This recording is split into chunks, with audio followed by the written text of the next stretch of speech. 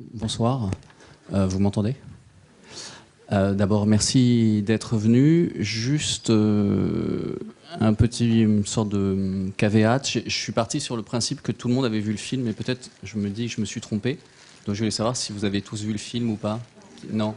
D'accord. Donc j'essaierai d'être un petit peu plus descriptif que ce que je pensais au départ. Ça, c'est la première chose. La seconde chose, c'est que, comme vous savez, le film s'inscrit, enfin plutôt ce cours de cinéma s'inscrit dans le cadre d'une thématique autour du temps. C'est évidemment une question que je vais aborder, mais je pense que je vais petit à petit resserrer cette conférence autour de la question du temps et partir de la question du temps qui est à la fois évidemment la question du temps chronologique, mais aussi la question du temps météorologique et sans doute d'autres questions temporelles. Je vais resserrer donc petit à petit autour de la question du temps, mais partir d'éléments plus larges pour essayer de comprendre aussi dans quelle logique, finalement, Gus Van Sant inscrit son recours, disons, à la conception qu'il a du temps, à l'importance pour lui, par exemple, de choses comme la nuit qui tombe ou le temps qui ne passe pas. Alors, Elephant, c'est un film qui a été réalisé en 2003. C'est le 9e long métrage de Gus Van Sant et c'est le 2e film de ce qu'on pourrait appeler, de ce que j'appelle, la tétralogie de la mort, ou parfois on dit aussi, ou je dis aussi, la trilogie de la mort plus 1. Donc cette tétralogie de la mort, elle est composée de 4 films. Il y a Jerry, il y a Elephant, il y a Last Days et ensuite il y a Paranoid Park. 4 ou 3 plus 1 parce que Paranoid Park, comme vous le savez peut-être, c'est un film que Gus Van Sant ne pensait pas à faire. En fait, après Last Days, il avait pensé mettre un terme à ce cycle, disons, qu'on pourrait appeler sur le cycle de la jeunesse et de la mort. Et il voulait faire un autre film sur la machine à remonter le temps. Et en attendant de trouver des budgets, en fait, qui ne venaient pas, il s'est dit, tiens, je vais faire un 4e film dans la même idée. Donc c'est une espèce de coda, d'une certaine manière, ça a un rapport avec la trilogie, mais en même temps c'est quand même déjà un petit peu différent. Il a vraiment fait, en attendant de pouvoir faire le film d'après, que de toute façon il n'a pas trouvé les moyens de faire.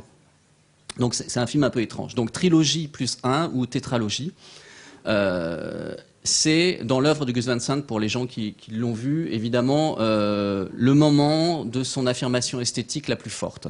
C'est vraiment le point dans tous ses films jusqu'à présent. Bon, il n'est pas mort et il vient de faire un film qui va sortir, dont on dit qu'il va aller à Cannes. C'est le moment où il est le plus radical et où il va le plus loin, où il offre la chose la plus, disons, qui lui est le plus propre au cinéma. Alors, avant de rentrer vraiment dans la matière de Elephant, je me suis dit c'était bien quand même de voir qu'est-ce qui caractérisait cette tétralogie ou cette trilogie plus 1. Je la caractériserai volontiers par 3 traits. Un premier trait, c'est un trait économique. C'est des films que Gus Van Sant décide de faire dans une réelle indépendance financière, puisque c'est des films que, par exemple, il va monter à Portland chez lui, qu'il va même, pour la plupart, tourner à Portland chez lui. Et donc, c'est des films qu'il fait dans une totale indépendance financière à l'égard du circuit marchand, et notamment du cinéma hollywoodien, et en faisant ces films dans une totale indépendance financière, n'ayant de compte financier à rendre à personne, il va pouvoir faire des films dans une totale liberté esthétique aussi, et donc pousser l'expérimentation au plus loin.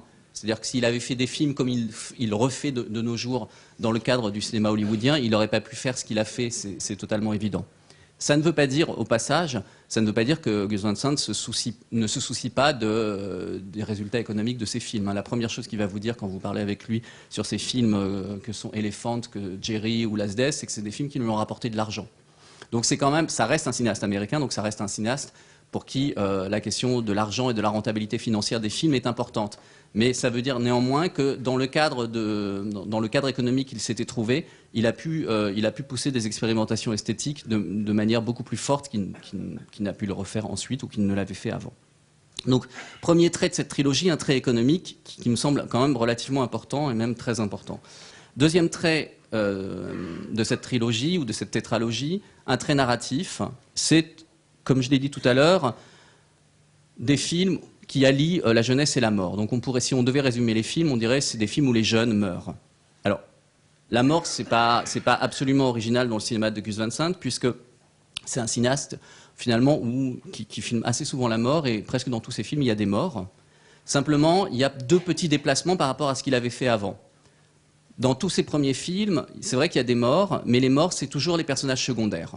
C'est l'ami dans Malanoche, enfin l'ami du jeune immigré clandestin dans Malanoche, c'est le copain de Matt Dillon dans Drugstore Cowboy, c'est le mentor dans My Own Private Idaho, c'est même Janet Leigh, enfin celle qui joue Janet Leigh dans, en l'occurrence Anesh dans Psycho. Donc c'est toujours des personnages secondaires. Ce que propose la trilogie, c'est un déplacement de la mort du personnage secondaire vers le personnage central. C'est-à-dire ceux qui vont mourir dans ces films de la trilogie, ce sont les héros. Et c'est quelque chose d'important puisque c'est quelque chose qu'on sait dès le départ des films, on sait qu'ils vont mourir. La deuxième chose qui est importante aussi, je crois, sur ce traitement narratif de la mort, donc d'une part, c'est des jeunes qui vont mourir, d'autre part, c'est des morts qui sont relativement esthétisées. C'est-à-dire que très souvent, auparavant, lorsqu'ils filmaient des morts, on voyait les cadavres, ou on ne les voyait pas d'ailleurs, on savait qu'ils étaient là, mais la mort en elle-même, le moment du mourir, si je veux dire, l'instant de la mort, n'était pas du tout filmé et n'était pas essentiel. À partir de Jerry, le moment de la mort l'instant de la mort va être fondamentalement esthétisé. Dans Jerry, pour ceux qui l'ont vu, vous vous souvenez, c'est cette espèce de baiser strangulation. Dans Last Days, le moment où Kurt Cobain meurt, ou cette sorte d'incarnation de Kurt Cobain, lorsqu'il se suicide, il y a un dédoublement du corps, c'est-à-dire qu'il y a une partie de son corps qui reste au sol et une autre partie, disons la partie angélique du personnage, qui monte sur une échelle et qui rejoint on ne sait pas quel ciel. Dans Harvey Milk, si vous avez vu Harvey Milk, qui est ce film sur le premier adjoint au maire homosexuel de San Francisco qui s'est fait assassiner à la fin des années 70. Harvey Milk donc, se fait assassiner, et lorsqu'il se fait assassiner, il y a un chant d'opéra, il regarde, de l'autre côté, il y a une affiche de la Tosca, ou je ne sais plus quel opéra italien, et il y a un moment où il se tourne comme ça sur lui-même, et il tombe à genoux dans une espèce de ralenti. Donc on est dans des moments qui esthétisent profondément l'instant de la mort, et c'est quelque chose qu'on retrouve aussi dans Elephant. Dans Elephant, qui est donc cette histoire d'un massacre, ou d'un massacre, en tout cas d'une tuerie dans un lycée à Columbine, Ohio, on voit des jeunes mourir, et à plusieurs moments, et notamment dans un moment très spécifique, il y a un jeune homme qui meurt, et qui est presque filmé au ralenti. C'est un jeune homme qui s'appelle Kenny, on en reparlera. Mais ce qui m'intéresse là, je crois, c'est que, en le sachant ou en le sachant pas, je ne sais pas, je ne connais pas assez la culture de Gus Van Sant pour pouvoir vous le dire, mais il retrouve un thème qui est assez important disons dans la tragédie, ou plutôt dans la culture grecque, qui est le thème de l'euthanatos, c'est-à-dire le thème de la belle mort. Et la belle mort, c'est quoi? C'est la mort du héros. Et qu'est-ce que c'est qu'une belle mort? C'est la mort de quelqu'un qui meurt jeune et en héros.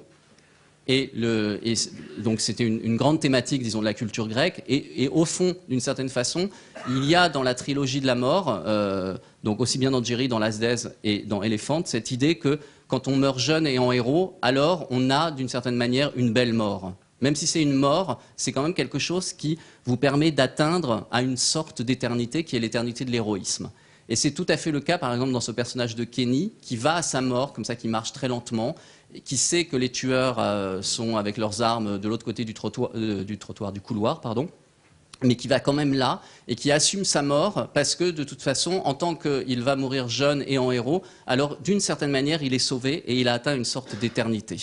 Et je crois que, au fond, cette volonté de donner une éternité à ces jeunes gens, c'est un des projets narratifs de cette trilogie. Donc, je vous ai dit, un trait économique qui faisait se rejoindre les films, un trait narratif qui est les jeunes meurent, et ils ne meurent pas de n'importe quelle façon, ils meurent, j'allais dire bellement, en tout cas, ils meurent d'une manière relativement esthétique. Troisième trait, et dernier, il y en a peut-être d'autres, mais troisième trait qui me semble important, c'est un trait de méthode. Un trait de méthode, on pourrait dire qu'avec ces films, le cinéma, pour Gus Van Sant, devient réellement une sorte d'objet d'apprentissage commun. C'est-à-dire, c'est quelque chose où on va apprendre ensemble. Vous savez sans doute que l'éducation, ça a toujours été un thème très très important dans le cinéma de Gus Van Sant, un thème vraiment central de ses films. Alors, de manière directe, dans des films comme Good Will Hunting ou Finding Forrester, où on a un vieux qui apprend à un jeune, et en retour, évidemment, qui apprend quelque chose du jeune. Donc on a une espèce comme ça de double circulation d'éducation. On l'a aussi ça, par exemple, dans My Own Private Idaho, lorsqu'il y a un personnage assez gros qui est une sorte de reprise du personnage de Falstaff de Shakespeare qui va apprendre aux deux jeunes prostituées comment se débrouiller dans la vie. Donc cette thématique de un vieux apprend à des jeunes et des jeunes en retour apprennent aux vieux, c'est une thématique importante dans le cinéma de Gus Van Sant. Ce qui va changer ici, au fond, c'est que cette thématique de l'éducation, elle va rester. Mais plutôt que d'être une thématique à proprement parler, c'est-à-dire quelque chose dont les films parlent, c'est quelque chose que les films vont mettre en acte. C'est-à-dire que pour construire les films, d'une certaine manière, Gus Van Sant va décider de travailler avec et d'apprendre autant des jeunes qu'il va filmer que de leur apprendre quelque chose. Alors, c'était quelque chose qu'il avait déjà un petit peu mis en place dans un film qui s'appelle My Own Private Idaho. Si vous avez vu My Own Private Idaho, une des scènes centrales du film, c'est lorsque les deux jeunes gens, Mike, joué par River Phoenix, et Scott, joué par Keanu Reeves, sont autour d'un feu de camp.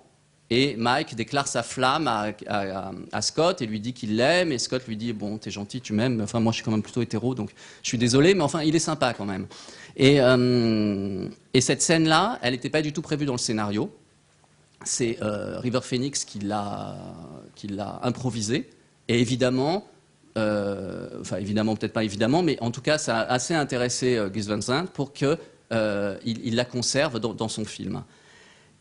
Et ce qui va se passer avec Jerry et Elephant et Last Days, c'est que cette méthode de prendre acte du fait qu'il a autant à apprendre des autres qu'il ne va leur donner, cette méthode, il va d'une certaine manière l'étirer. Alors je voudrais vous citer deux exemples, enfin deux citations de Gus Van Sant pour que vous voyez que je délire pas et que c'est vraiment lui qui le dit, hein, c'est pas moi qui suis en train d'inventer.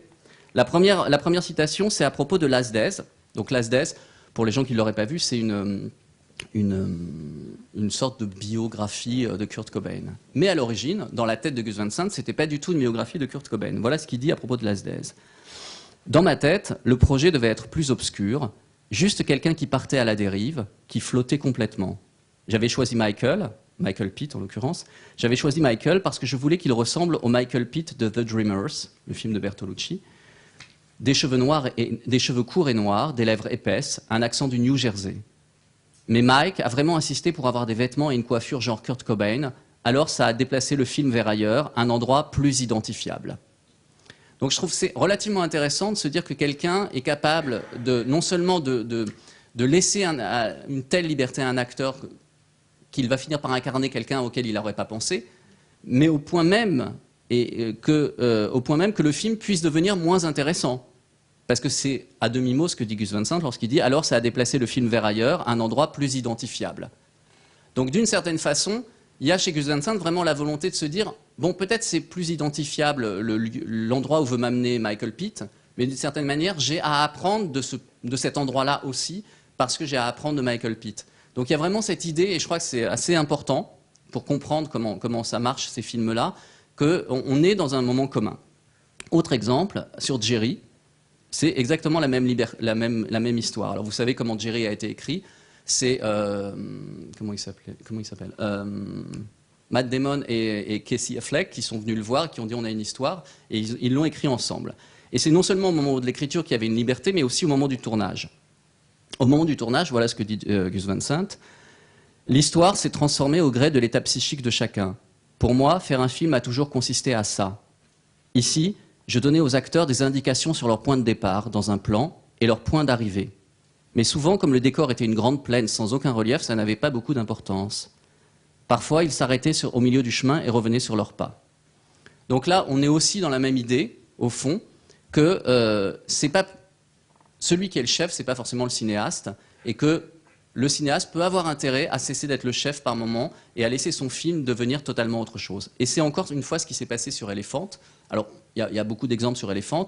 Par exemple, pour les gens qui ont vu le film, vous vous souvenez que la musique de Beethoven est très très importante dans ce film. Or, c'est pas du tout une idée de Gus Van Sant, c'est une idée de l'acteur qui joue le tueur, Alex, et qui a dit « Oh, tu sais, moi je sais jouer Beethoven au piano, est-ce que tu voudrais pas me filmer en train de le jouer ?» et Gus Van Sant a dit oh, d'accord, on va te filmer, etc. Et du coup, la musique de Beethoven est devenue essentielle dans la construction du film. Autre exemple, encore plus important, quand je dis que Gus Van Sant apprend des acteurs, il apprend évidemment des acteurs, mais il n'apprend pas que des acteurs, et il n'est pas prêt à recevoir seulement des acteurs. Il peut recevoir aussi des producteurs. Gus Van Sant, donc, après la tuerie de Columbine, a eu l'idée de faire un film, qui ressemble un peu à la tuerie qu'il y a eu en Arizona là, récemment, a eu l'idée de faire un film sur cette tuerie, et son idée à la base, c'était de faire un film d'agite-prop. Donc c'était faire un film de montage avec beaucoup d'images d'archives, etc., qui aurait été une sorte de film idéologique, un peu sans doute comme a fait Michael Moore lorsqu'il a fait Bowling for Columbine. Donc c'était vraiment son idée. Et puis il en parle à un producteur qui était intéressé à travailler avec lui, qui s'appelle Colin Callender, qui était un producteur de HBO. Et Colin Callender lui dit oh non, mais un film d'agite-prop, c'est complètement daté, c'est pas très intéressant. Je vais te passer un film, tu le regardes et tu vas voir ce que tu peux en faire. Et donc, c'est ce qu'a fait Gus Van Sant, et c'est ce qu'on va faire aussi, tout de suite. On va voir le tout début du film qui lui a passé, lequel film s'appelle d'ailleurs Elephant. C'est un film d'Alan Clark du début des années 80.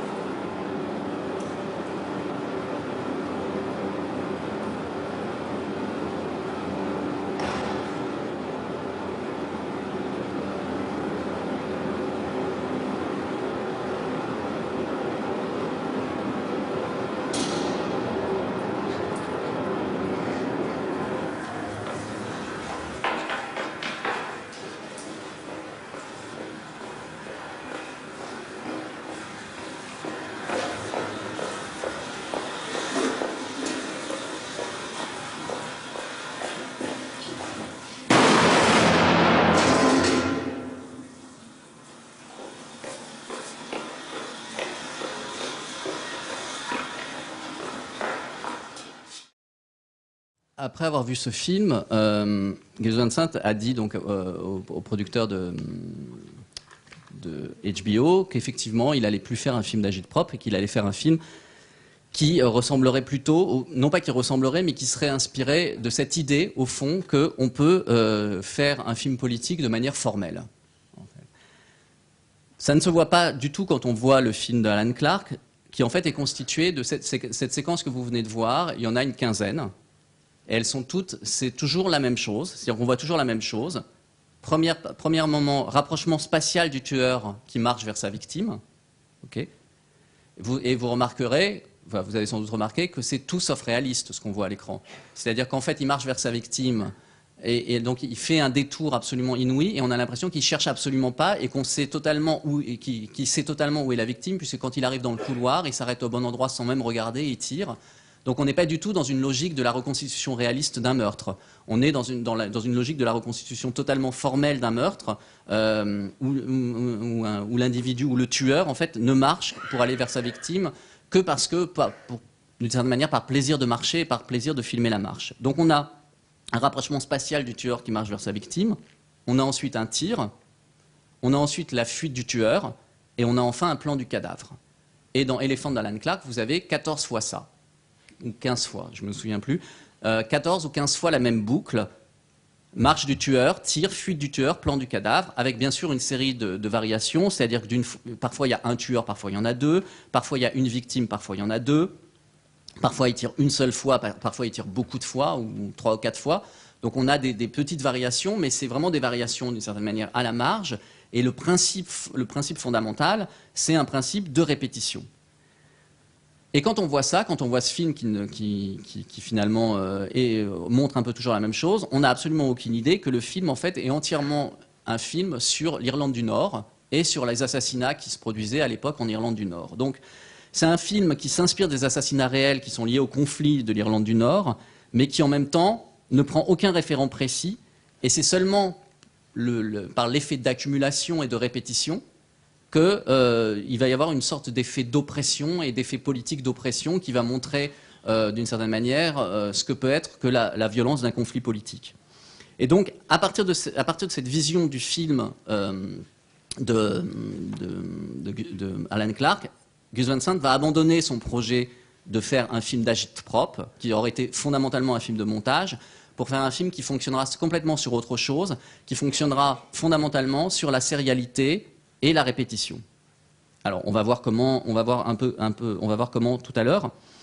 Et il va faire son film d'agit-prop, il le fera un peu plus tard lorsqu'il va faire Harvey Milk, et on se dit heureusement qu'il a pas fait Elephant comme ça, parce que bon, d'un certain point de vue, je pense qu'Harvey Milk n'est pas un très très bon film, alors qu'Elephant l'est vraiment. Alors, juste avant de rentrer encore tout à fait dans Harvey Milk, ça m'intéresse quand même beaucoup là, cette idée fondamentale qu'il y a chez Gus Van Sant et qui met en œuvre dans la trilogie, qui est vraiment, je crois, l'idée esthétique fondamentale de la trilogie, qu'il faut perdre son influence, qu'il faut perdre de l'influence, qu'il faut refuser d'être le chef. Je crois que c'est un point très très important parce que, et c'est encore plus important en France où à cause de la théorie de l'auteur, on a beaucoup tendance à parler en termes d'intentionnalité. C'est-à-dire qu'on a beaucoup tendance à penser que l'auteur a l'intention de dire ça, que l'auteur a l'intention de dire ci, que l'auteur a l'intention de faire ça, qu'il veut faire passer telle ou telle idée ou telle sensation, etc. Et en gros, la théorie de l'auteur, en France, c'est une théorie de l'intentionnalité qui consiste à dire que l'auteur, d'une certaine manière, est le chef du sens. Et c'est une position, je crois, que refuse totalement Gus Van Sant dans cette trilogie de films, et pour laquelle il va prendre une position qui est une position beaucoup plus modeste, qui est une position d'accueil, qui est une position de dire les choses arrivent, alors je les accueille dans mon film. Par exemple, Alex me dit je sais jouer Beethoven au piano, alors je l'accueille dans mon film. Par exemple, dans Last Days, au moment où il filme Last Days, il y a deux représentants qui arrivent et qui croient que en fait c'est pas un tournage et qui veulent absolument vendre quelque chose. Eh bien, il va les accueillir dans son film au moment du tournage. Donc il y a vraiment cette idée, je n'ai pas d'intention, ou je n'ai pas vraiment d'intention, je ne suis pas le chef du sens, mais ce qui m'intéresse, c'est finalement d'accueillir les choses, d'accueillir les gens, d'accueillir le temps comme il arrive. Alors, je me suis quand même demandé pourquoi il avait cette position-là. Qu'est-ce qui l'intéressait dans cette position-là? Je donnerai, je crois, 3 réponses qui me semblent importantes. Parce qu'au fond, on peut aussi lire les films à partir de ces réponses-là. La première réponse, je crois qu'il y a chez Gus Van Sant la volonté assez manifeste de refuser la culture masculine. Donc, c'est une question de genre, pas de genre cinématographique, mais une question de genre sexuel. Il y a chez Gus Van Sant vraiment l'idée que tant que le masculin et le pouvoir sont associés, on est un peu foutu, en fait. Et que ce qui serait bien, c'est de réussir à renoncer au pouvoir, de renoncer encore un peu plus au pouvoir, pour laisser émerger en soi des zones qui ne sont pas des zones d'autorité, mais qui sont des zones d'un autre type de productivité, si vous voulez. Je vais prendre un exemple précis dans un film, parce que je trouve qu'il est vraiment clair. C'est un film qui s'appelle Drugstore Cowboy. Drugstore Cowboy, en anglais, ça veut dire cowboy d'opérette. Et dans Drugstore Cowboy, en fait, ce qui est très intéressant, c'est qu'il y a des hommes et des femmes. Ils sont 4, il y a 2 couples hétéros, donc 2 femmes, 2 hommes. Et les hommes sont sans cesse à la recherche d'une maison. Hein, donc c'est des cow-boys, mais qui n'ont qu'une envie, c'est d'être dans la maison, d'être à l'intérieur d'une maison, d'avoir une maison. Et le drame du héros, c'est qu'au début, il a une grande maison, et puis petit à petit, il a une maison de plus en plus petite. Après, il se retrouve dans une chambre d'hôtel, et puis après, il se retrouve dans une espèce de taudis. Mais jamais il veut sortir de sa maison. Et une seule fois, on le voit aller dans la forêt avec les femmes, et il est mort de peur. Et il parle des Indiens, etc. Alors bon, ça se passe aujourd'hui. Hein. Il n'y a plus d'Indiens. Enfin, il n'y a plus d'Indiens. En tout cas, ils sont beaucoup moins menaçants. Et les femmes, c'est exactement l'inverse. C'est-à-dire, elles ne cessent de vouloir aller dehors. Elle ne cesse de vouloir prendre possession du dehors et de s'ennuyer à la maison et de trouver qu'être à la maison, c'est vraiment pas le pied. Et d'une certaine manière, le cinéma de Gus Van Sant travaille profondément cette idée qu'il faudrait réussir à inverser les genres. Et je crois que, au fond, on peut comprendre en partie son refus de prendre le pouvoir dans le film comme un refus d'assumer le rôle entre guillemets du père ou le rôle masculin de celui qui aurait le pouvoir et de pouvoir laisser le pouvoir à d'autres.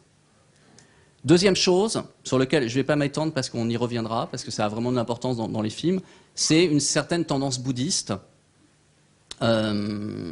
qu'il pousse à assumer des positions de contemplation et des positions de non-intervention sur le monde. Je ne sais pas si vous vous souvenez, dans Last Days, il y a un petit Bouddha qui se promène comme ça de plan en plan et qu'on retrouve.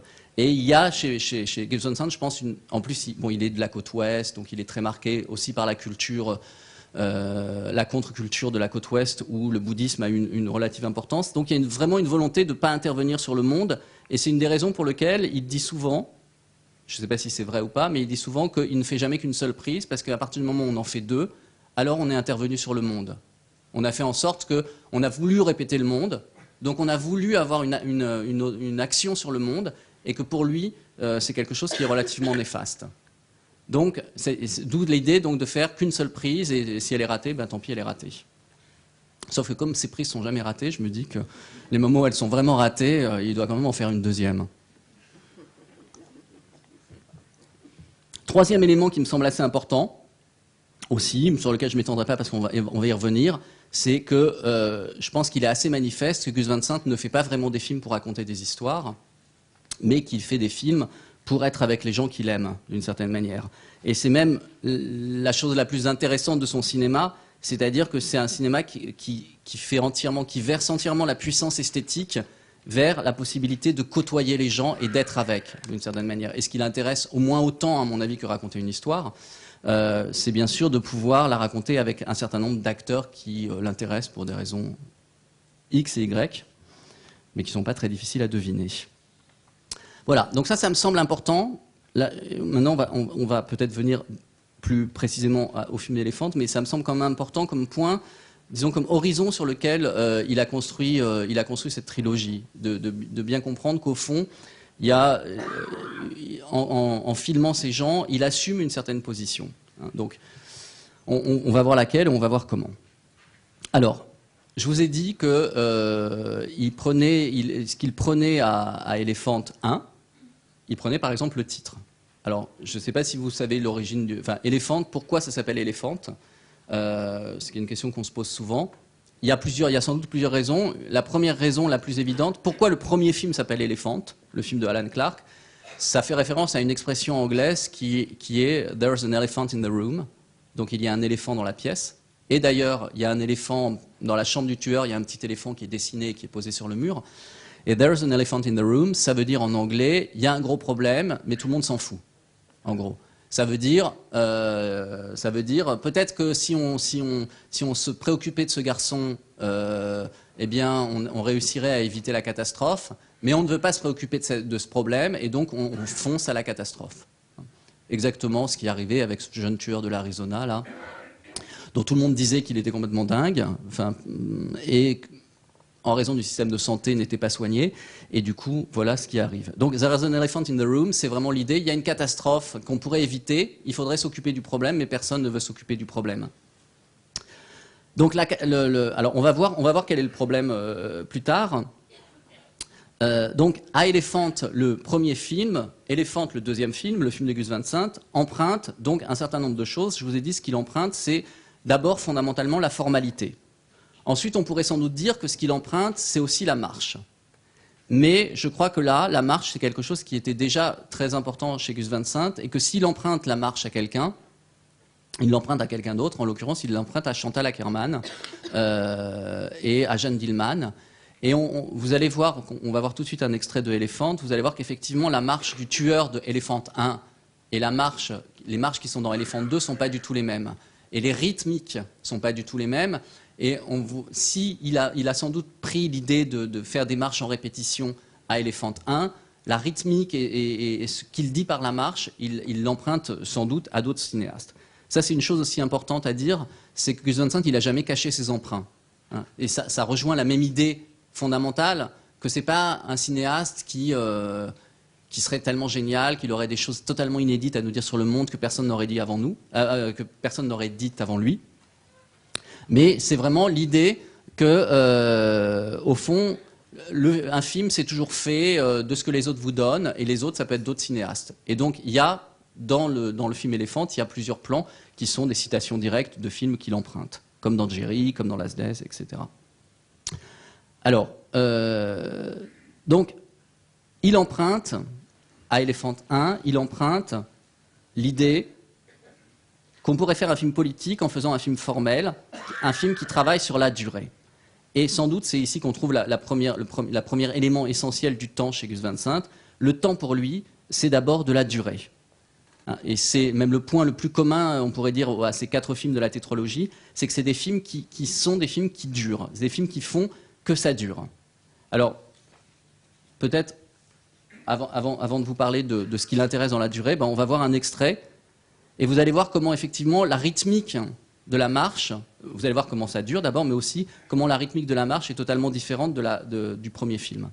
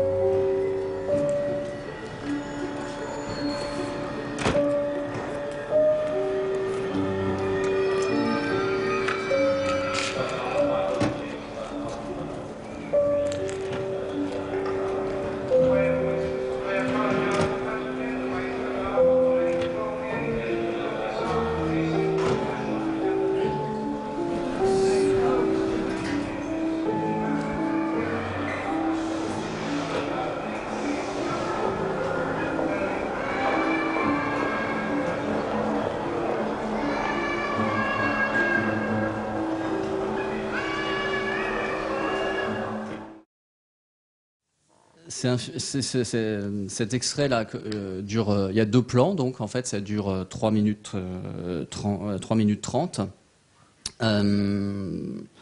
Et il y a une chose qui est intéressante, je trouve, c'est il y a 2 choses qui me semblent intéressantes, disons. Enfin, il y a plus de 2 choses, mais la première chose, c'est sur la technique de filmage. C'est-à-dire qu'en fait, le plan, ces 2 plans donnent une impression de flottement qui est assez étrange, et que je trouve assez belle et qui indique pas mal de choses. C'est des plans qui sont plutôt au début du film, qui indiquent pas mal de choses sur l'atmosphère en fait de flottement qui va envahir de plus en plus ce lycée. Et c'est lié en partie à l'idée assez ingénieuse qu'a eu, je ne sais pas qui, mais sans doute Gus Van Sant, pour filmer ce plan. C'est-à-dire qu'en fait, c'est un plan que logiquement, dans Jerry, par exemple, où il a fait aussi des plans où il suivait des gens qui marchaient, il les faisait avec ce qu'on appelle une steadicam. Donc une steadicam, si vous voyez ce que c'est une caméra qui est tenue par un gros appareillage un peu lourd qui permet d'équilibrer la caméra, donc de faire que la caméra tremble pas trop, et qu'on puisse donc, que le caméraman puisse marcher, suivre les gens, soit en reculant, soit en avançant, avec une caméra qui est relativement régulière, enfin, dont le cadre ne va pas trop trembler.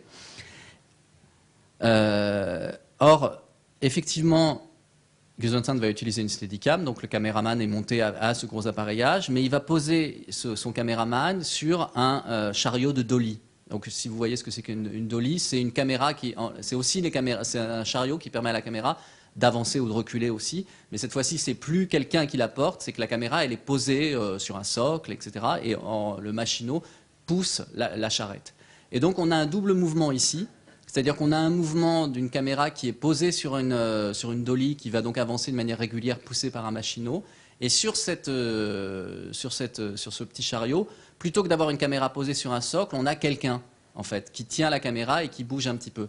D'où l'effet, le double effet en fait qu'on a, un double effet d'avancement qui est absolument bizarre et qui fait que la caméra a ce petit effet de flottement très très léger. Hein, c'est vraiment pas grand-chose. C'est-à-dire qu'on n'est pas du tout dans un plan où le cadre fait ça parce que ça marcherait.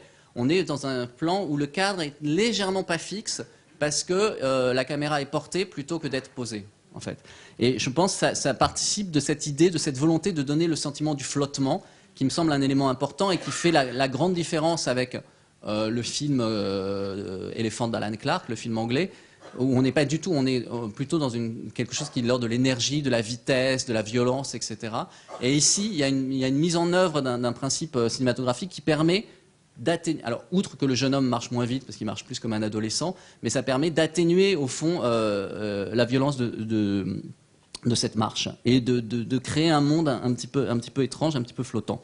La deuxième chose que vous avez sans doute vu dans cet extrait, c'est qu'il y a un petit moment de ralenti. Quand le garçon passe devant les trois filles et qu'il y en a une qui fait « Oh, so cute ». Alors, il faut dire qu'au dépens du film de Gus Van Sant, c'est le film le plus misogyne que j'ai vu depuis quelques années. Enfin, c'est vraiment un film extrêmement misogyne, mais bon, après, c'est pas forcément un critère esthétique.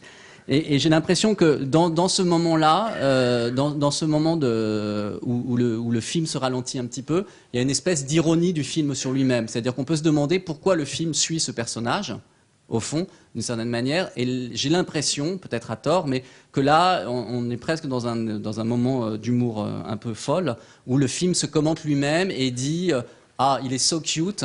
Que voilà pourquoi je le suis aussi longtemps, enfin d'une certaine manière. Et là, me semble-t-il, il y a un petit moment dans ce petit ralenti, il y a un petit moment d'ironie du film sur lui-même, où finalement, on peut presque supposer que Gus Van Sant se projette dans la jeune fille qui dit « so cute ». Alors, dernière chose que je voudrais dire sur enfin, pas dernière chose, sur cette idée de durée. On peut se demander, bon, après tout, il voit le film de Alan Clarke, pourquoi il a envie de l'adapter, non pas de l'adapter, mais disons d'en reprendre le principe de la longueur, de la sérialité, de la répétition. Et là, on a vraiment dans cette idée qu'il faudrait filmer des durées interminables, on a là, je crois, un parti pris idéologique très fort chez Gus Van Sant. À ma connaissance, et je crois que ma connaissance est assez juste sur ce point, Gus Van Sant n'a jamais écrit qu'un seul texte théorique. Il a écrit un texte théorique à propos d'un cinéaste hongrois qui s'appelle Béla Tarr. Ce texte, vous pouvez le trouver, si vous le voulez en anglais, vous pouvez le trouver dans un petit livre noir qui a été publié par le MoMA, le Museum of Modern Art de New York, sur Béla Tarr. Et sinon, il a été traduit dans le numéro 50 de Trafic. Ce texte, ça s'appelle « La caméra est une machine ». En fait, le titre original en anglais, c'est « The Cinema is a Machine ». Et dans ce texte, donc, il a écrit au moment où il réalisait Jerry, donc l'année d'avant de réaliser Elephant. Donc c'est vraiment, au fond, un texte qu'il écrit sur Béla Tarr, mais comme vous savez, quand on écrit sur quelqu'un, on ne parle jamais que de soi. Donc c'est un texte, il écrit sur Béla Tarr, mais en fait, il écrit sur lui. Et dans ce texte, pour faire l'éloge de Béla Tarr, Gus Van Sant dit que la grandeur de Béla Tarr, c'est sa capacité à filmer sans rompre la continuité. Et il dit, pour moi, la continuité, je pourrais peut-être retrouver le...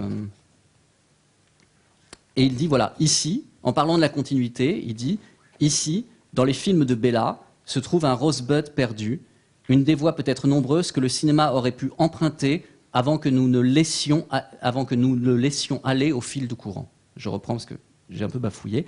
Ici, dans les films de Béla, se trouve un rosebud perdu, une des voies peut-être nombreuses que le cinéma aurait pu emprunter avant que nous ne le laissions aller au fil du courant.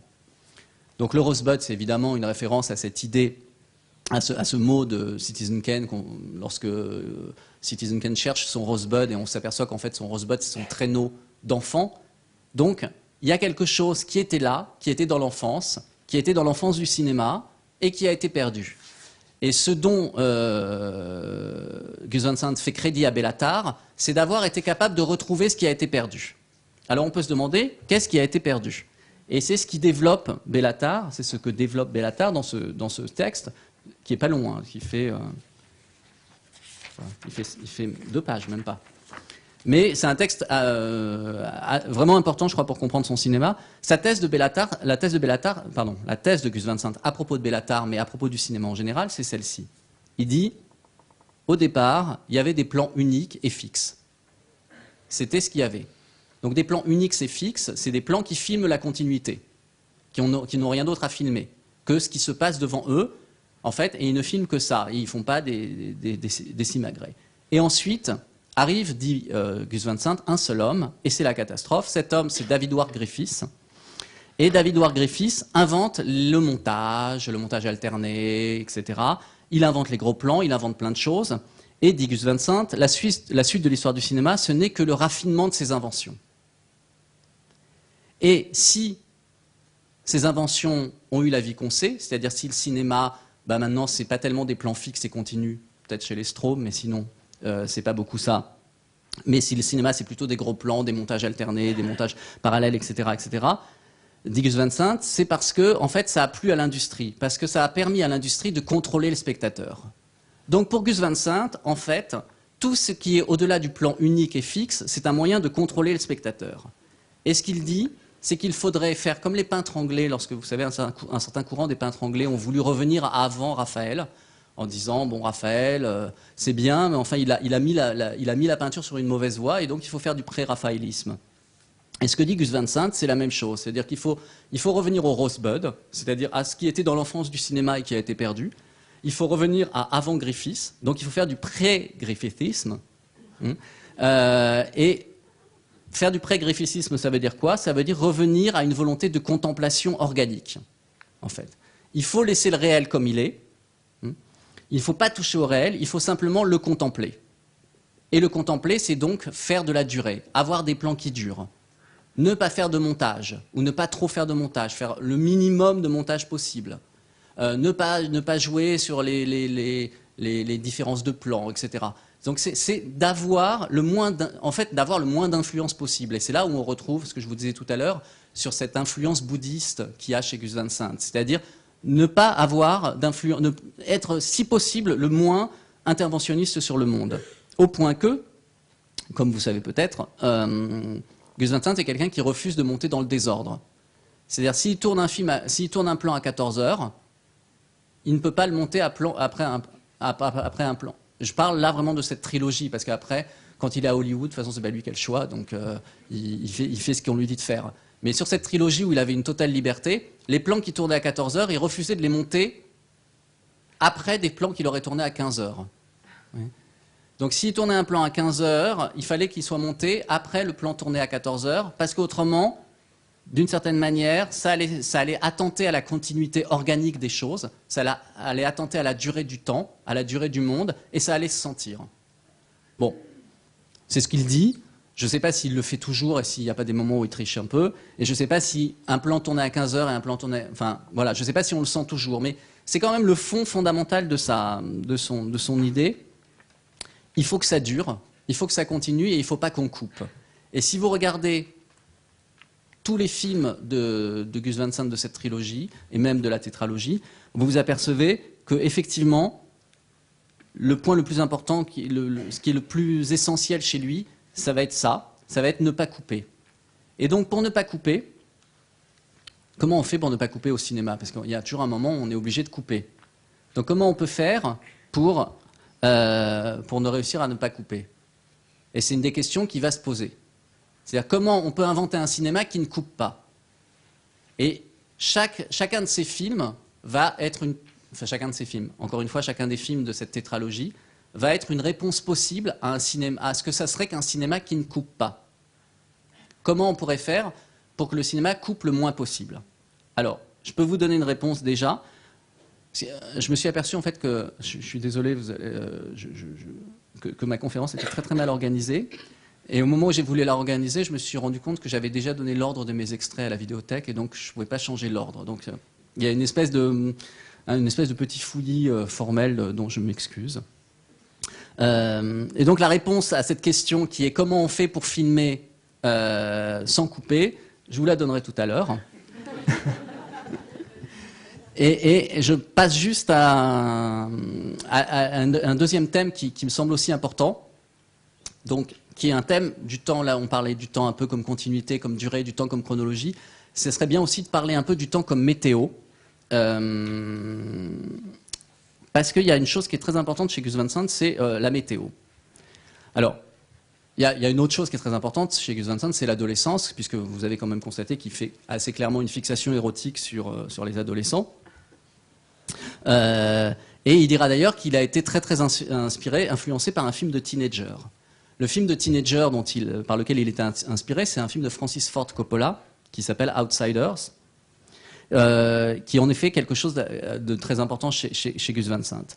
Et ce qui est intéressant dans Outsiders de Coppola, c'est que c'est un film qui donne une certaine vision de la jeunesse, mais pas la jeunesse qu'on voit d'habitude. C'est-à-dire pas la jeunesse comme une énergie folle, pas la jeunesse comme liberté même inconsciente, pas la jeunesse comme une sorte de forme de transgression, de joie de transgression, d'une sorte de transgression qui ne finit plus de transgresser, pas la jeunesse comme une espèce d'héroïsme solaire, mais la jeunesse plutôt comme un état maximal de perte. La jeunesse plutôt comme une forme de délaissement, comme une forme d'orphelinement, si j'ose dire, si j'ose ce néologisme, ou pour user un autre néologisme, comme une forme d'orphelinage. C'est-à-dire que beaucoup et on va le voir si on a le temps, beaucoup des adolescents de Gus Van Sant sont en fait des orphelins. Et ça aussi, c'est quelque chose qu'il emprunte à Coppola. Coppola qui disait d'Outsider que c'était un film du soleil couchant. Il dit, Coppola, je cite Coppola, « Cela peut paraître idiot de s'exprimer ainsi, mais le décorateur peut comprendre ce que je veux dire. Le coucher du soleil, souvenez-vous, c'est un film sur la jeunesse. Le coucher du soleil est une chose délicieuse, mais au moment même où il atteint son point de perfection, il est aussi en train de mourir comme la jeunesse. » Donc, Outsider, c'est un film du soleil couchant, c'est-à-dire c'est un film sur la jeunesse qui meurt, un film sur le temps insaisissable. Et chez Gus Van Sant, c'est la même chose. On a un film sur le temps insaisissable, sur le temps qui passe, même si là, c'est pas le soleil couchant qui est important, c'est une autre figure, parce il emprunte beaucoup, mais il va pas tout emprunter. Donc il a pas emprunté le soleil couchant, il s'est plutôt intéressé, lui, à la figure des nuages errants, comme on va le voir tout de suite dans l'extrait qui suit.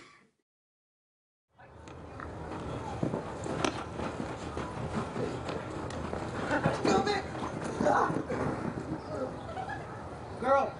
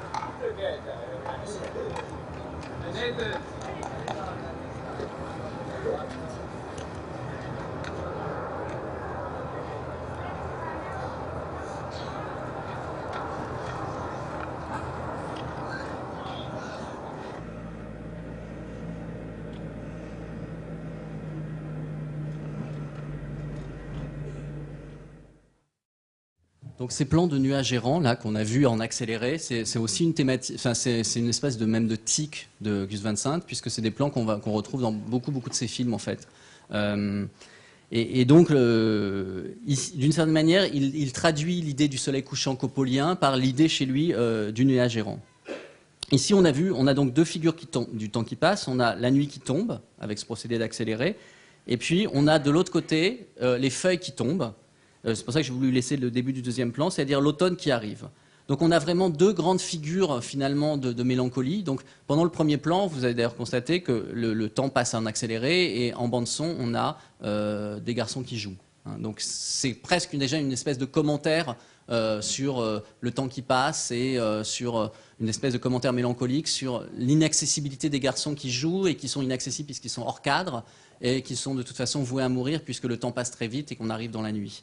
Et c'est ce que va dire tout de suite après le plan sur l'automne et sur les arbres qui annonce bien aussi cette idée mélancolique de mort. Alors, pour revenir à la question que je posais tout à l'heure, du coup c'est le bordel. Comment on fait pour filmer de la continuité au cinéma, filmer de la continuité sans couper? Je crois que si le second éléphant hérite vraiment quelque chose du premier éléphant, c'est des réponses possibles à cette question, comment on fait pour faire de la continuité sans couper au cinéma? Une des premières réponses que donne le film, c'est l'idée de labyrinthe, en fait. C'est-à-dire que le lycée est véritablement filmé comme un labyrinthe. Vous l'avez vu dans la première séquence, on se demande bien pourquoi il a besoin de faire tout ça. Enfin, comme en plus on reste toujours très très près des personnages, qu'on est filmé, on les filme souvent de dos ou de face, mais la caméra ne s'élève jamais. Donc c'est un film qui fait bien attention à ne pas vous donner une idée précise du plan du lycée, en fait. À aucun moment vous pouvez reconstituer le lycée dans votre tête et vous pouvez comprendre comment il marche. Et au contraire, Gus Van Sant s'arrange pour que toujours vous soyez à peu près aussi perdu que les personnages et que vous ne compreniez pas forcément leur trajet. Il y a par exemple une jeune fille laide, je ne sais pas si vous en souvenez, qui est un peu la seule héroïne sympathique du film, dans le groupe des filles en tout cas, et qui fait un détour pour rejoindre les vestiaires, un détour vraiment incohérent. En fait, c'est-à-dire qu'elle est avec sa classe, elle change de chemin, on la suit passer par le gymnase et puis passer par le gymnase où on joue au basket, etc. Et puis rejoindre les vestiaires. On ne comprend pas du tout pourquoi elle fait ce trajet, pourquoi elle n'a pas fait le trajet avec les autres, etc.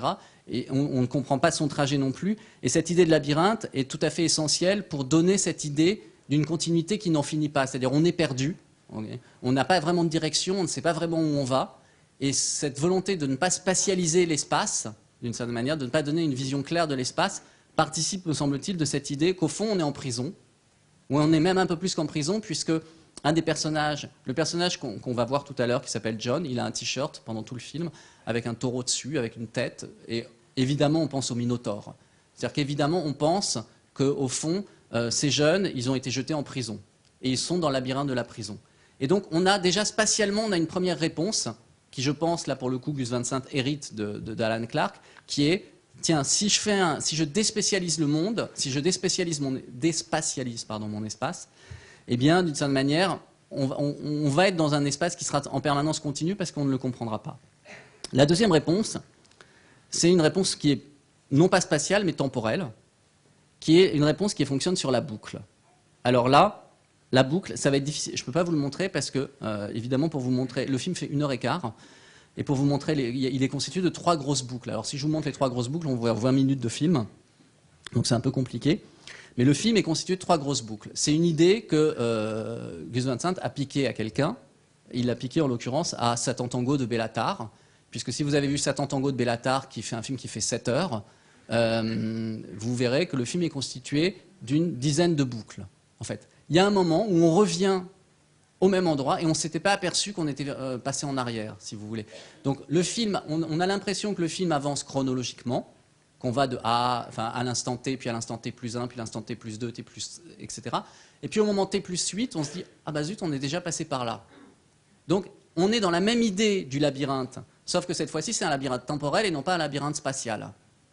C'est-à-dire qu'à un moment, on repasse par un temps par lequel on est déjà passé. En l'occurrence, ici, c'est un moment où il y a 3 personnages qui sont ensemble dans un couloir.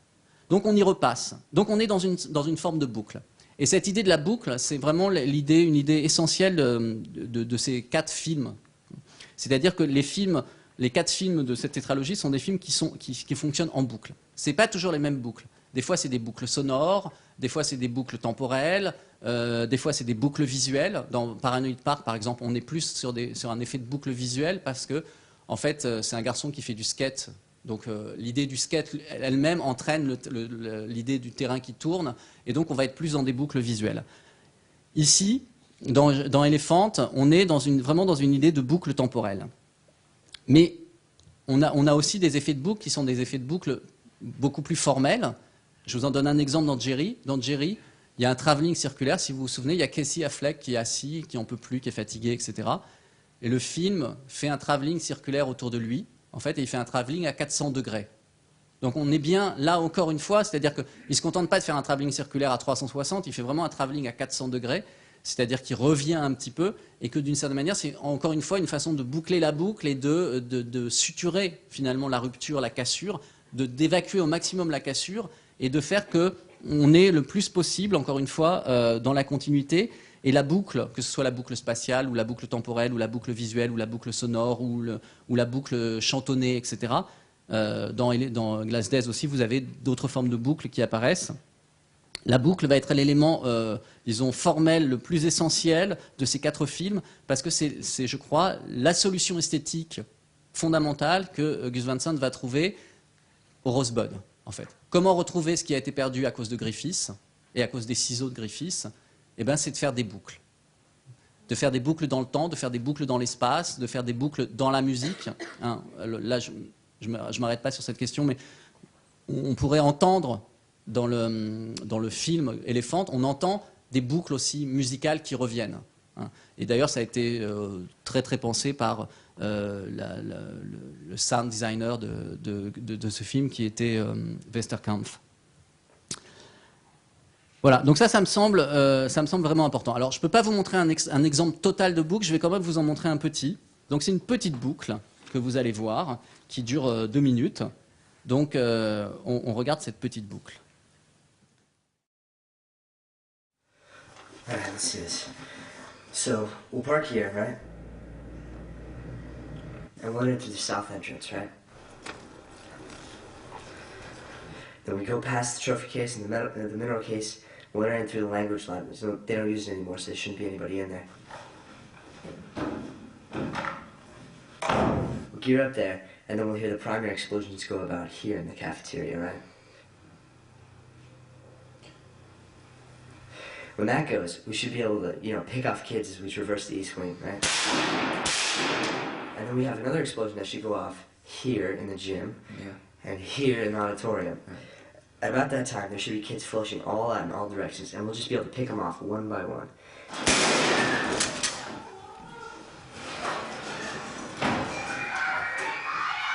Then, after that, you'll hit your yellow line right here, which is your plan B, and you'll go up through Mr. Luce's office and take care of all that. Fuck. While I go up through on the red line, up through this hallway where we should have the best targets, like dumbass jocks and shit.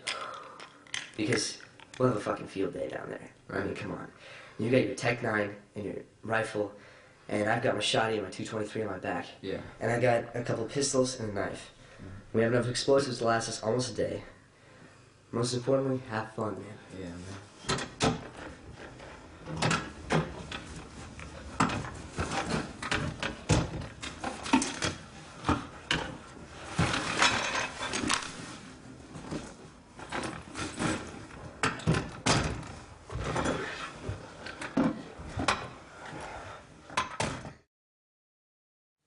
Donc là, vous voyez comment on a effectivement un effet de boucle. C'est-à-dire on a d'abord un petit effet de boucle dans la séquence elle-même, puisqu'on les voit partir en voiture. Hein, après le plan, on a un premier plan où ils partent en voiture, et ensuite on les retrouve à la fin où ils repartent en voiture.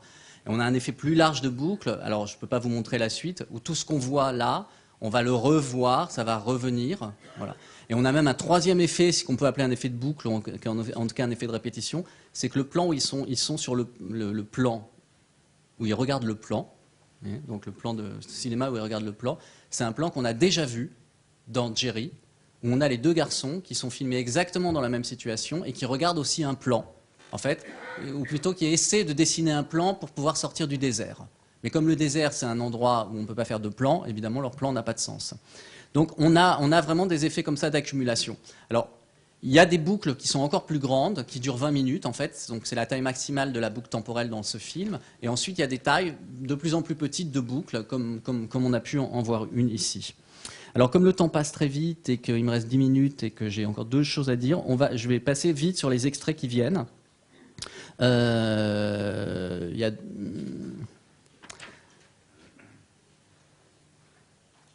je reboucle avec l'adolescence, donc vous voyez, c'est une conférence en boucle. Donc, je vous ai dit que l'adolescence était très important chez Gus Van Sant, que les jeunes mouraient, c'était le thème de tous ses films. Mais, comme il y a une façon de retrouver la continuité, il y a une façon de sauver l'adolescence. Et cette façon de sauver l'adolescence, ça va être une des questions aussi qui va être à l'œuvre dans Elephant. Comment on peut sauver l'adolescence? Alors, on va voir tout de suite une réponse, et vous allez voir la réponse que propose Gus Van Sant à cette idée. Hein. Comment on fait pour garder de la continuité? Il propose la boucle. Comment on fait pour sauver l'adolescence, bien qu'elle soit vouée à mourir? Et voilà ce qu'il propose.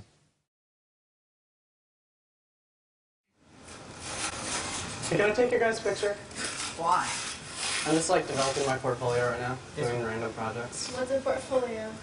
It's when you put together pictures, you know, to present your work, get into galleries, stuff like What that. kind of work? Anything like portraits mainly. Like naked people? No. No. Want to get naked with you? Take our picture? No. No. I'm not for the outdoor naked thing. Public nudity is no. No, we won't do that. Alright. Yeah? Okay, good. Yeah. Good. You're too kind. Alright, let's go. Be a little happier. Come on. Yeah. Yeah, there you go. Yeah. Kind of look away. Make a funny face, you know? One more. Yeah, good. Keep walking, keep walking.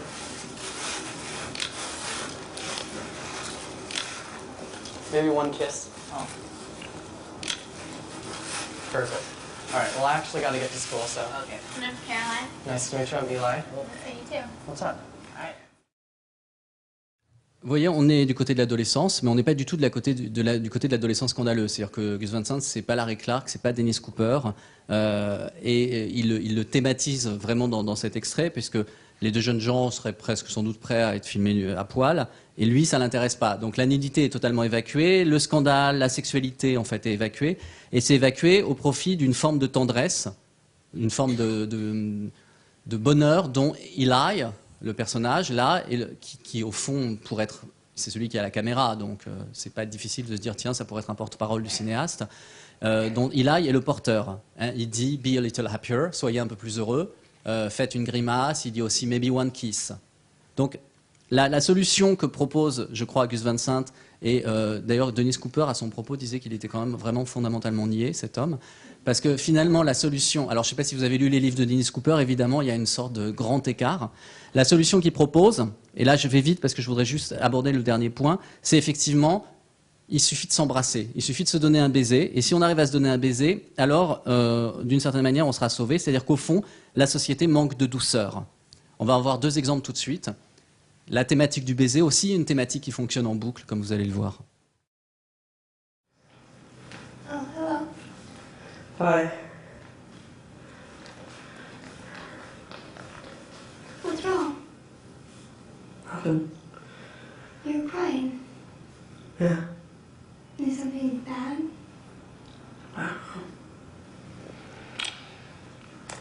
I'll see you later. I have to go to the Straight Alliance meeting. Okay.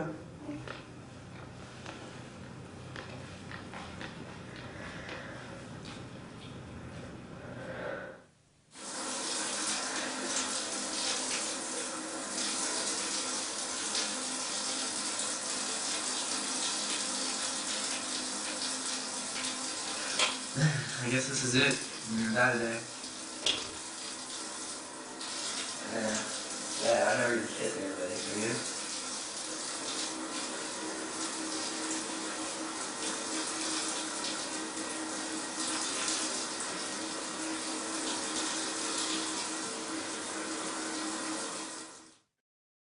C'est amusant en quelque sorte parce que les associations homosexuelles ont beaucoup protesté à cause du dernier baiser. Et en fait, quand ils ont vu le film, ils ont demandé à Gus Van Sant de couper ce baiser en disant que, évidemment, le tueur était homosexuel, donc forcément, ça allait leur faire de la mauvaise publicité.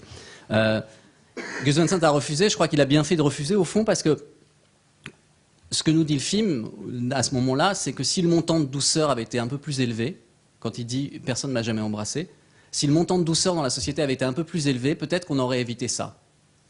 Et je crois vraiment, et on retombe au fond dans une espèce de fond bouddhiste qu'il y aurait chez Gus Van Sant, que Gus Van Sant n'a pas grand-chose à nous dire, et c'est tant mieux, parce que les gens qui ont des choses à nous dire, c'est un peu fatigant.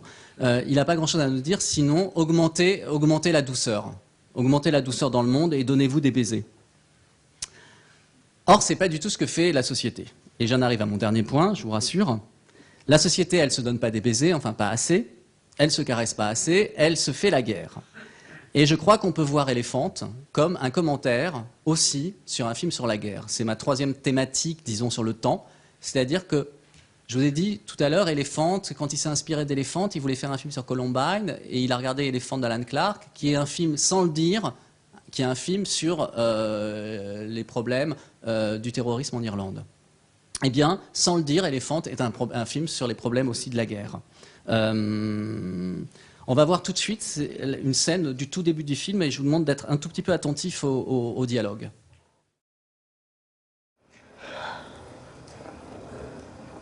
What? Get out of the car.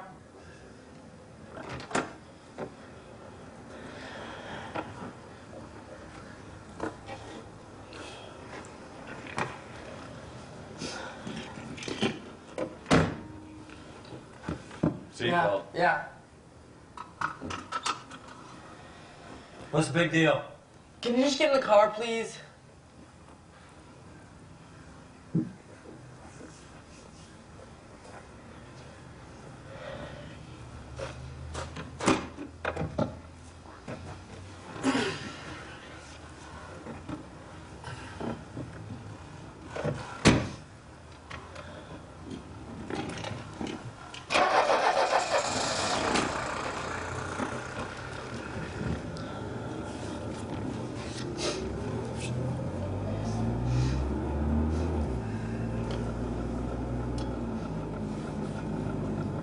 Let's go hunting.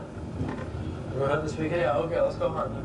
Where are we going hunting? You can use that old Jap 243 that Grandpa brought back from truck. Where? Truck Island, South Pacific. Admiral Halsey, Oh, yeah. World War II. All right. I was there. You've been there, right? No. Qu'est-ce qu'on voit dans cet extrait? D'abord, on voit quand même un très très mauvais acteur, enfin très hollywoodien, vous savez, qui en rajoute énormément, il n'arrête pas de se frotter, tout ça, parce qu'on a l'impression qu'il ne sait pas ne rien faire. On voit un très mauvais acteur qui s'appelle Timothy Bottoms, enfin c'est mon point de vue, qui a la caractéristique d'avoir joué George W. Bush dans une série télé. Elephant, comme vous le savez peut-être, l'éléphant c'est l'animal fétiche du Parti républicain aux États-Unis. Et l'âne étant l'animal fétiche des démocrates. Donc on commence à dire, tiens, il y a peut-être des signes. Il y a un autre signe que je ne peux pas vous montrer. La jeune fille laide, elle porte un t-shirt. Sur ce t-shirt, il y a un W. Et vous savez ce qui fait la différence entre George W.H. Bush et George W. Bush et son W. Et à un moment, elle a son W là, et elle regarde quelque chose qui passe dans l'air, on se demande ce que c'est, et on se dit, tiens, c'est peut-être un avion. Donc il y a comme ça un certain nombre de signes qui sont renforcés encore plus par « Ah oui, la guerre du Pacifique », dit John. John, c'est le jeune homme au Minotaure, là. Il dit « I was there ». On se dit « C'est bizarre, t'y étais », et il dit à son père « Et toi, t'y étais ». Et le père répond « Non, j'y étais pas ». Mais en revanche, qu'est-ce qu'il veut faire? Il veut aller à la chasse avec l'arme de son père. Donc, le père de George W., c'est qui? C'est George H. Bush, qui a fait la guerre en Irak, déjà. Okay. Donc, on a là tout un réseau, en fait, de petites connotations qui se mettent en place, c'est-à-dire George W., qui est un bonarien, et c'est-à-dire qu'il n'est pas capable de conduire sa voiture, okay, qui doit donner sa voiture à son père, à son fils plutôt, mais qui veut aller faire la guerre comme son père, George H., avec l'arme de son père. Okay. Donc on a là cette idée, qu'est-ce que ça veut dire au fond? Ça veut dire que ce lycée dans lequel on envoie ces jeunes gens, c'est peut-être un lycée où on envoie des jeunes gens mourir, mais c'est peut-être un lycée où on envoie des soldats mourir. Et que ce lycée, au fond, c'est peut-être aussi bien un lycée que l'Irak, et que ces jeunes gens, c'est peut-être aussi bien des lycéens que des jeunes soldats, puisqu'ils ont à peu près le même âge de toute façon, puisque les soldats, vous savez, qui meurent, en tout cas, ils ont en général 19 ans. Donc on est là vraiment, je pense qu'il y a d'une certaine manière, métaphore pour métaphore, on est là dans l'idée que c'est aussi un film historique qu'il est en train de nous faire. Vous voyez. Donc c'est un film qui est une façon de traiter le temps de manière ultra étonnante, puisque sans nous le dire, il est en train de faire une critique assez violente de la guerre en Irak. Un dernier élément qui pourrait nous dire, tiens, oui, c'est vraiment sur ça que ça cause, c'est Eric et Alex, les deux tueurs. Vous savez que les deux vrais tueurs de Columbine, c'était des gothiques, c'est-à-dire des gens qui s'habillaient en noir, qui étaient des fans de Marilyn Manson, qui étaient des nihilistes, etc. Or là, qu'est-ce qu'on a vu? Vous les avez vus avec toutes leurs armes et tout ça. Ils posent même des bombes dans le lycée, puis ça explose pas parce que ça marche pas. Mais en fait, ils sont habillés comme des vrais guerriers, des vrais militaires, au fond.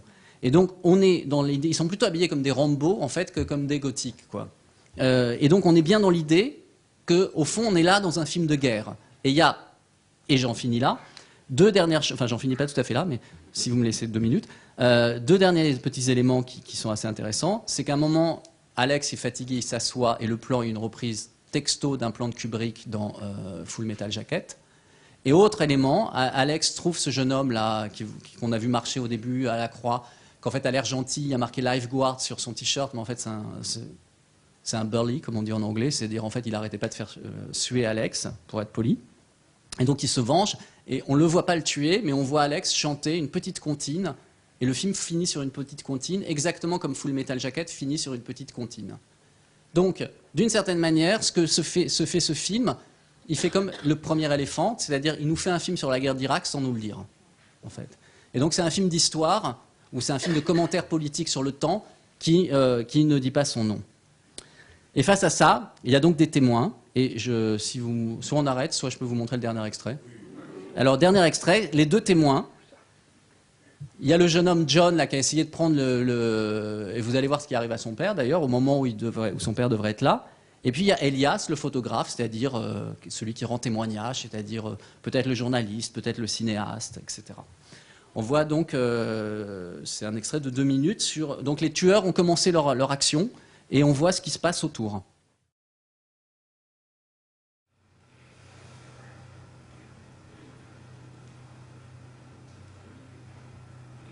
Dude, what the fuck? Don't worry about it, it's probably just a look. Let's go to plan B. Are you sure you said it right? Awesome.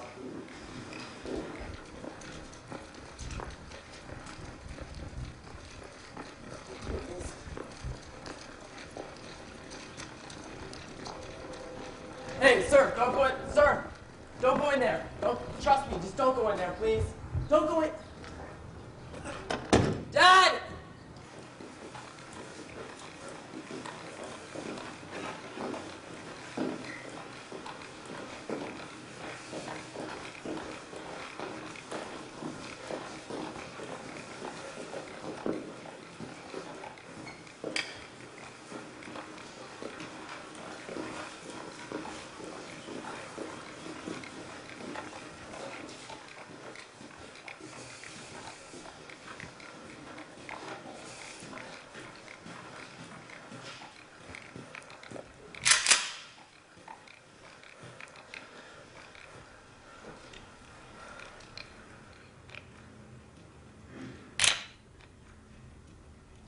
Hey, you guys.